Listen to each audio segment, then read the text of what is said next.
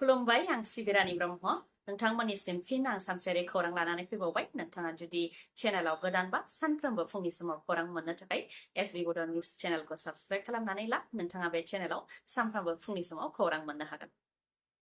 एबसुआ मैयानि सानाव दाब दाब जायगायाव रेलि बा हानजा सुरनाय हाबाफारि लादोंमोन, जेराव माब्लाबाबो जाफेरै जाथाया जानानै थांदों। मैयानि सानाव क'क्राझार सोरखारि गोजौसिन गेलेग्रा थांखिबां फरायसालिनि गेलेग्रा फोथाराव सासे सुबुङा गावनि देहायाव पेट्रल बा केरासिन लुनानै अर सावनानै लादों। नाथाय सोर, मानो आरो माबोरैहाय बेबायदि जानो मोनखो, बेयो मोनसे गेदेर सोंथि सोमजिदों रायजो राजानि गेजेराव। जाथायखौ लानानै दुलाराय बर' फरायसा आफादनिफ्राय बेखौनो फोरमायथिदों दि जाय सुबुङा गावनि देहायाव अर सावनानै लादों, बे सुबुङा दुलाराय बर' फरायसा आफादनि सोमावसारनायाव माबोरै सौफैखो बेखौ रावबो मिथिया। जायनाखि एबसुनि रेलियाव बाहागो लानाय सुबुंफोरखौ आनसलिक एबसु आरो इउनिट एबसुआ लानानै फैदोंमोन, नाथाय बिथांमोनहा बे सुबुंखौ रावबो रेलियाव बाहागो लानो थाखाय लाबोआखैमोन होननानै फोरमायथियो। गावनि देहायाव पेट्रल बा केरासिन लुनानै अर सावनानै लानाय सुबुङा गेजेर कलाइगाव रामफलविलनि थागिबिमोन। दुलाराय बर' फरायसा आफादा अर सावनानै लानाय सुबुंनि न'खरनिजों सावरायनानै मिथिनानै मोननाय बायदिब्ला सुबुङा क'क्राझाराव फैनो होननानै न'निफ्राय ओंखारबोदोंमोन होननानै फोरमायथियो आरो बेसरगाव थानाय मेडिकेल कलेजाव थांनो होननानै गारिनिफ्रायबो ओंखारदोंमोन होननानै खौरांखौ मोनदों होननानै फोरमायथियो। नाथाय दुलाराय बर' फरायसा आफादनि रेलि जोबनोसै समावसो बे सुबुङा बबेनिफ्राय फैनानै गावनि मोदोमाव पेट्रल बा केरासिन लुनानै अर सावनानै लादों, बेनि सोमोन्दै जेबो मिथिया आरो जाथायखौ लानानै दुखु मोनदों होननानै फोरमायथियो दुलाराय बर' फरायसा आफादनिफ्राय। जाथाय जानायनि उनाव क'क्राझारनि मेडिकेल कलेजावबो फाहामथायनि थाखाय लानानै थांनाय जादोंमोन होननानै फोरमायथियो। नाथाय बे सुबुङा दा दंना गैला बेनि सोमोन्दै जेबो मिथिया होननानै फोरमायथियो। अर सावनानै लानाय सुबुङा बेरामिखामोन होननानैबो फोरमायथियो दुलाराय बर' फरायसा आफादनिफ्राय। ओजोंहाय अर सावनानै लानाय सुबुङा अरजों खावसे खामजानायनि उनाव गावनि मुं आरो थंखौ फोरमायनानै लानायजों लोगोसे मानि थाखाय गावनि देहायाव पेट्रल बा केरासिन लुनानै अर सावनानै लानाय बेनि सोमोन्दैबो फंनैसो फोरमायथियो। बिथाङा खावसे खामजानाय देहाखौ लानानै बुंथियो दि जेबो जायैनि थाखाय सावबाय आरो बिटिआर गोरोबथाया मोजां जायैनि थाखाय। बे खोथाखौ बुंथियो बिथाङा। इउपिपिएल दोलोआ एनडिएनिफ्राय ओंखारबोसिगोन नामा? जिल्लानि माखासे दैदेनगिरिफ्रा एनडिएनिफ्राय इउपिपिएल दोलोआ ओंखारबोनो नांगौ होननानै दाबि खालामदों। बे खोथाखौ फोरमायथियो इउपिपिएलनि एमएलए धनन्जय बसुमतारी बिथाङा फोरमायथियो दि इउपिपिएल दोलोआ माखासे दैदेनगिरिफोरखौ लोगोआव लानानै मैयानि सानाव जथुम्मा जिरायदोंमोन। जिल्लानि माखासे दैदेनगिरिफ्रा एनडिएनिफ्राय इउपिपिएलआ थाबैनो ओंखारबोनो नांगौ होननानै बे मिटिंआव प्रस्ताब होदों बा दाबि खालामदों होननानै फोरमायथियो। नाथाय इउपिपिएलआ दानो एनडिएनिफ्राय ओंखारगोन ना ओंखारा बेनि सायाव जेबो थांखि लाथ'वाखै। फैगौ नभेम्बर दानाव कनफारेन्स दङ, बेयाव इउपिपिएलआ ओंखारनांगौ ना ओंखारनाङा आरो ओंखारनानै बबेयाव थांगोन बेनि सायाव गासैबो थांखिखौ लानाय जागोन होननानै फोरमायथियो एमएलए धनन्जय बसुमतारी बिथाङा। जायनाखि इउपिपिएलनिया आसाम सोरखारजों मन्त्रि उरखावगोरा ब्रह्म बिथां दङ, बिथाङा आसाम सोरखारनिफ्राय माबायदि रेसपन्स मोनदों बा मोनाखै आरो एनडिएजों एमपि रोनगोरा नार्जारि बिथां दङ, बिथाङाबो माबायदि रेसपन्स मोनदों मोनाखै बेनि सायाव गासैबो सावरायनानैसो थांखिखौ लानाय जागोन होननानै फोरमायथियो एमएलए धनन्जय बसुमतारी बिथाङा। हाग्रामा महिलारि दैदेननाय बिपिएफ दोलोआ मोन 28 मासियाव देरहानो हानायनि उनाव आसाम सोरखारनिफ्राय जेरैबायदि दाबि खालामदों बेफोरखौ मोनफानि उनाव मोनफा मोनफुंनो हानायखौ नुनो मोननाय जादों। हाग्रामा महिलारिया बुंथिदोंमोन दि सिगांनि बिपिएफ सोरखारनि समाव बिटिसिनि चिफ, डिपुटि चिफ आरो इएमफोरा जेरैबायदि गोहो मोननो हायोमोन बा मर्यादा मोननो हायोमोन, गारिजों लोगोसे एस्कर्ट मोननो हायोमोन, बेबायदि गोहोखौ नांफिनगौ होननानै बुंथिदोंमोन। प्रमद बर'नि समाव इएमफोरा गावसोरनि गारियाव इएम लिरनानै हारसिं गिदिंनाय बायदि गोहोखौ जोंनो नाङा होननानै बुंथिदोंमोन हाग्रामा महिलारिया। गमामायैनो सिगांनि बायदि गोहोखौ दाबि खालामनानै मोनफिननो हाबाय हाग्रामा महिलारिया। आसामनि गिबि मन्त्रि डक्टर हेमन्त बिश्व शर्माया खौरांगिरि मेल हांख्रायनानै फोरमायथिदों दि बिटिसिनि चिफ बा सिइएम आरो डिपुटि चिफनो केबिनेट मन्त्रिनि मर्यादा होनाय जाबाय बा केबिनेट मन्त्रिजों समान गोहो होनाय जाबाय, जेराव सिगांनि सोरखाराव प्रमद बर'आल' केबिनेट मन्त्रिनि मर्यादाखौ मोननो हादोंमोन होननानै फोरमायथियो आसामनि गिबि मन्त्रि बिथाङा। बिटिसि गोरोबथायाव चिफ आरो डिपुटि चिफनोबो केबिनेट मन्त्रिनि समान गोहो होनाया लिरनाय दंखायोमोन, बे लेखायैनो केबिनेटआव थांखिखौ लानाय जाबाय होननानै फोरमायथियो बिथाङा। बेनि अनगायैबो बिटिसिनि इएमफोरनोबो बिटिसिआव स्टेट मन्थ्रिनि मर्यादा होनाय जाबाय होननानै फोरमायथियो गिबि मन्थ्रि बिथाङा। केबिनेटआव लानाय बे थांखिनि अनगायैबो माखासे थांखिनि सायावबो गिबि मन्थ्रि बिथाङा फोरमायथियो, जेरै जायनाखि फैगौ 5 नभेम्बरनिफ्राय राजमेला जागोन, बेनिखायनो रायजोनि मोन 2068 राज कमिटिनो 25,000 राङै अनसुंथाइ होनाय जागोन आरो माजुलिनि मोन 67 राजमेला कमिटिनो 50,000 राङै होनाय जागोन होननानै फोरमायथियो गिबि मन्थ्रि बिथाङा। साख्रि मावनायफोरनो 8 पे कमिसन होनायनि सायावबो गिबि मन्थ्रि बिथाङा फोरमायथियो दि जायनाखि मिरु सरकारा 8 पे कमिसनखौ गनायथि होबाय, आसामावबो थाबैनो 8 पे कमिसनखौ दागोन आरो जेब्ला भारत सरकारा फोसावनानै होयो बे साननिफ्रायनो आसामावबो मावथिफोरा सुबिदा मोननो हानाय बायदि चिफ सेक्रेटारिया जाहाथे थागथियारि जायो बेनि थाखाय बिथोन होनाय जाबाय होननानै फोरमायथियो।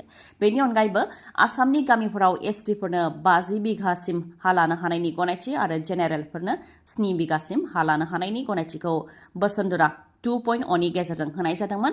जायनाखि ट्राइबेलफोरा जौ बोसोरनिफ्रायनो बे हायाव थाबोदों बा दखल खालामबोदों, बेनिखायनो बे सुबिदाखौ होनाय जादोंमोन। दा बे सुबिदाखौ मरान आरो मटाकनोबो होनाय जाबाय होननानै फोरमायथियो गिबि मन्थ्रि बिथाङा। मन्टा साइक्लननि गोहोमा आसामजों लोगोसे सा-सानजा भारतआवनो गोग्लैनो हागौ। फैगौ 5 सानसिमाव अखा हानायजों लोगोसे बारहुंखा फैनो हागौ। आसाम आरो नर्थ इस्टआवबो गोहोम खोख्लैनो हागौ मन्टा साइक्लना। बोथोर बिगियाना सांग्रांथि होनाय बायदि बे अफ बेंगलाव सोमजिनाय मन्टा साइक्लना अन्ध्र प्रदेश आरो अन्ध्र प्रदेशनि खाथि खाला ओनसोलफोराव गोबां गोहोम खोख्लैलांदों, जेरै दै जिं आरो लैथो जिंफोराव बांसिनै गोहोम खोख्लैलांनायजों गेदेर गेदेर दंफांफोरानो बायसिनदों, दैबाना जादों, गोबां रोजा अखा हादों। गेदेर दंफाङा सुबुंनि सायाव बायसिननायनि जाहोनाव 2 सुबुङा जिउबो खोमानो गोनां जादों आरो दंफां लाइफांफोरा लामायाव बायसिननायनि थाखाय गोलाव समसिमहालागै लामा सामाया बन्द जानानै थानोबो गोनां जादों। बेबायदि जाथाय जादों मन्टा साइक्लननि जाहोनाव अन्ध्र प्रदेश आरो खाथि खाला ओनसोलफोराव।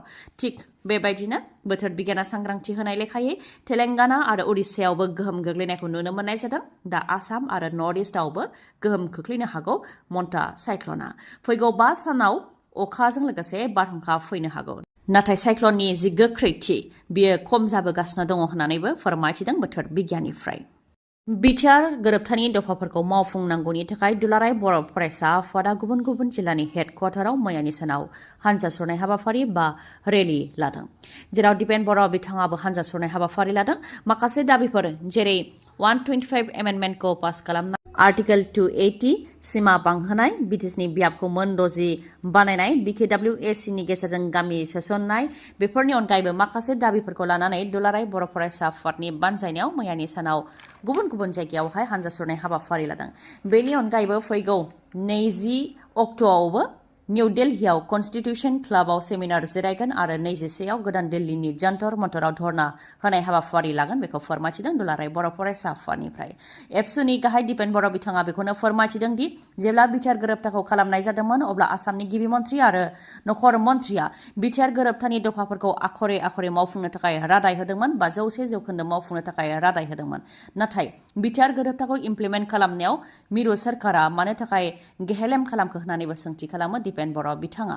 आरो फैगौ डिसेम्बराव क'क्राझाराव 2 लाख सुबुंफोरखौ लानानै गेदेरथार धर्ना होनाय हाबाफारि लागोन होननानैबो फोरमायथिबावो दिपेन बर'आ। एबसुनि धर्ना होनाय हाबाफारियाव बर' थुनलाइ आफादनिफ्रायबो बाहागो लादों। बेयाव बाहागो लानानै बर' थुनलाइ आफादनिफ्राय फोरमायथियो दि 5 बोसोर जाबाय बिटिआर गोरोबथा खालामनाया, नाथाय माखासे दफाफोरा दासिमबो मावफुंजायाखै, जाय दुखुनांथाव। बिटिआर गोरोबथा खालामनायनि उनावबो रन्जन दैमारिजों लोगोसे एनडिबिफोरखौ जोबथेसालिनिफ्राय उदां खालामाखै आरो बिथांमोननि केसखौबो बोखाराखै, जेरावनाखि आल्फानि बेलायाव बेबायदि मानो जाया होननानैबो सोंथि खालामो। आल्फायाबो मानसि बुथारदों आरो आल्फायाबो दावहा खालामदों, नाथाय आल्फाजों मानो बेबायदि जायाखै होननानै सोंथि खालामो। जों जेब्ला शपिं मलाव थाङो अब्ला जों गोदान ड्रेसखौ गाननाय नायनो थाखाय ड्रेसिं रुमाव थाङो। गोदान ड्रेसा देहाजों गोरोबदोंना गोरोबाखै आरो गोदान ड्रेसखौ गाननायाव माबायदिहाय नुदों बेखौ नायनो थाखाय जोङो ड्रेसिं रुमाव थाङो। नाथाय बेबायदि खालामनायाव जोङो सांग्रां जानो नांगोन। गुबैयै हिन्जावसाफोर बा आइजोफोरा जोङो सांग्रां जानो नांगोन। जों सम सम मबाइलफोरावसो नुनो मोननाय जायो जे ड्रेसिं रुमाव सोरबा दुथाङा मबाइल दोननानै भिडिअ खेबखुमानाय बा सोरबा सिसिटिभि केमेरा दोनखुमानाय, बेफोरखौ जोङो मबाइलावसो नुनो मोननाय जायोमोन। नाथाय गमामायैनो जोंनि ओनसोलावनो बेबायदि सोंखारि जाथाव जाथाया जादों। बरपेटा रडनि ट्रेन्ड्स शपिं मलाव जादों दुंहाव थासारि आइजोफोरनि ड्रेसिं रुमाव मबाइल दोनदों सासे स्टाफानो। आइजोआ फोरमायथिनाय बायदिब्ला बिथाङा जेब्ला ड्रेस सोलायनो थाखाय ओंखारदोंमोन बे समावहाय स्टाफा मोनसे खथायाव थांनो थाखाय बुंथिदोंमोन जाय खथाया ड्रेस सोलायग्रा खथा। बे खथायाव जेब्ला हिन्जावसाया बा आइजोआ थाङो अब्ला जोबोद गरम मोननायनि थाखाय बिथाङा गोजौ फारसे नायखोदोंमोन बेयावनो मबाइलखौ नुनो मोनदों होननानै फोरमायथियो। लोगो लोगोनो खथानि सिंनिफ्राय ओंखारबोनानै सुबुंफोरनो फोरमायथिदोंमोन। बेनि उनाव स्टाफा मबाइलखौ सेख'नो थाखायबो नाजादोंमोन होननानै फोरमायथियो। उनाव बे जाथायनि सोमोन्दै पुलिसनो खौरां हरनायाव पुलिसा जाथायथिलियाव फैनानै बरपेटा रडनि ट्रेन्ड्स शपिं मलनिनो सासे स्टाफ मुङा रिपन आहमेदखौ पुलिसा एरेस्ट खालामनानै लानानै थांदों। मोनसे सोंखारि जाथाव जाथाय जाय जाथाया जोंनि बिटिआरआवनो जानो मोन्दों। जुबिन गार्गनि जोबथा सावथुन रय रय बिनाले बे सावथुननि पस्टारखौ सिनाय मोनै दुथांफोरा बिसिनानै गालांदों। क'क्राझार कटपारा स्टेट बेंक अफ इन्डियानि साखाथियाव जुबिन गार्गनि जोबथा सावथुन रय रय बिनाले सावथुननि पस्टारखौ सिनाय मोनै दुथांफोरा बोखारनानै गालांनायजों लोगोसे बिसिनानैबो गालांदों। जायखौ लानानै दुखु मोननाय फोरमायथिदों जुबिन गार्गखौ अनसायगिरिफ्रा। मानोना जुबिन गार्ग थैनाय जाथायखौ लानानै आसामजों लोगोसे गुबुन गुबुन जायगा गुबुन गुबुन रायजोफ्रावबो गासैयावबो फ्राय दुखु मोननाय फोरमायथिदों। आरो आसामाव दुखु मोननाय फोरमायथिनाया दिनैसिमबो जोबनानै थाङाखै। दिनैसिमबो आसामनि दाब दाब जायगायावनो जुबिन गार्ग थैनाय जाथायखौ लानानै दुखु मोननाय फोरमायगासिनो दङ आरो बिजिरनाय नांगौनि थाखाय दाबि खालामगासिनो दङ। नाथाय बे समावनो जुबिन गार्गनि जोबथा सावथुन रय रय बिनाले बे सावथुननि पस्टारखौ बिसिनाय आरो बोखारनानै गालांनाया जोबोदैनो सोंखारिथाव होननानै जों बुंनो हायो। नोंथांमोननि थाखाय गोजोनथाव खौरां।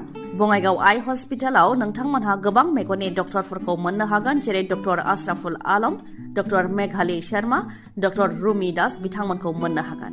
कम्पिउटारनि गेजेरजों केटारेक्ट सार्जारि खालामनायनि राहा दङ जायनि गेजेरजों सुथेनाय गैयालासे सानाय गैयालासे गोख्रैनो फाहामनायखौ मोननो हायो। असिटिनि गेजेरजों डायबेटिक रेटिनोपैथी, ग्ल'क'मा, हाइपारटेनसिभ रेटिनोपैथी, CSR आरो इन्जुरिखौ नायनो हायो। मेगननि गुबुन गुबुन जेंनानि फाहामथायखौ बङाइगावनि आइ हस्पिटालाव नोंथांमोनहा मोननो हागोन। बुकिंनि थाखाय 6900949900 बे जानबुं नाम्बाराव खौरां लानो हागोन। बङाइगावनि लवार आसाम हस्पिटालनि उल्था दिगाव थानाय बास स्टेन्डनि साखाथियावनो बङाइगावनि आइ हस्पिटाला। खौरांखौ जोबजासे नायनायनि थाखाय गोजोन्थों। नोंथाङा जुदि खौरांखौ मोजां मोनदोंबा अन्नानै लाइक, कमेन्ट आरो शेयार खालामनो दाबाव। गोजोन्थों।